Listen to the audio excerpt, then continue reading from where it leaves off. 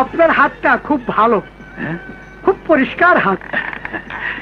এখন থেকে 2 বছর পরে আপনার একটা বিরাট সুযোগ আসবে। সেই সুযোগটা যদি আপনি ধরে রাখতে পারেন তাহলে আপনার দারুণ ভাবে আর্থিক সচ্ছলতা আসবে। আপনার আয়ু রেখা খুব দীর্ঘ। আপনার বয়স কত? 58 বছর। কমপক্ষে 95 বছর বাঁচবেন। কি বলছেন? 95? হ্যাঁ, 95। আমার বয়স 70। আমি এখনো স্ত্রী সহবাস করছি। আপনি কে? আপনার হাতে কেন ঢুকালেন কেন? যান সিরিয়ালে যান, সিরিয়াল আসেন। এই হাতের কোনো সিরিয়াল লাগে না। আপনি কে? আপনি সরেন। আরে ভাই যান না। আপনি যান তো ভাই, কিছু মনে করেন না। আপনি যান, আপনি যান। পরিচয় দিলে অবশ্যই চিনবেন। পরিচয় পরে দিমু। হাত দেখাবেন? দেখামু, তবে আমারটা না, আপনার হাতটা। আপনার কথা বলতে তো বাবা আমি কিছু বুঝতে পারতেছি না। বুঝবেন, আপনি তো অনেক লোকের অনেক ভবিষ্যৎবাণী করেন। আপনি নিজের হাতটা দেখে একটু ভবিষ্যৎবাণী করেন তো। এখন থেকে 2 মিনিটের মধ্যে আপনার জীবনে বিরাট কোনো ফাড়া আছে কিনা। মানে আপনি কি কইতেছেন?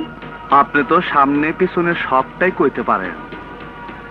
দেখেন তো, 22 বছর আগে বিআইটি কর্পোরেশনে আপনি যখন পিয়নের চাকরি করতেন, 22 বছর আগে, তখন আপনার উপরে যে শনি গ্রহটা আসর করছিল সেইটা এখন কোথায় অবস্থান করতেছে? পিয়নের চাকরি 22 বছর আগের সেই শনির গ্রহটা আপনার সামনে কিনা? বাবা আমি তো আপনার কথা বলতে কিছু বুঝতে পারতেছি না। আচ্ছা আচ্ছা, লাল মিয়া নামে একটা লোক ছিল।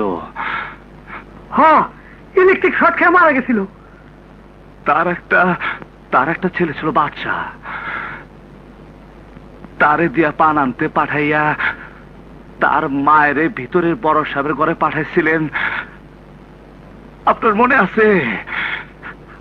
আপনি তারে এই জায়গায় ধরছিলেন, মনে আছে?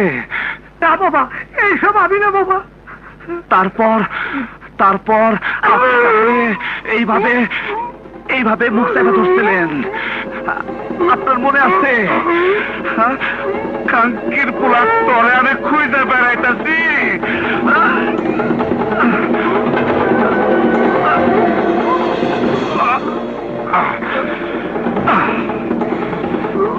শোরের বাচ্চা, 22 বছরের যন্ত্রণা তুই বুঝবি না। আমার আম্মা জান 22 বছর আমার সাথে কথা কয় না। শোরের বাচ্চা,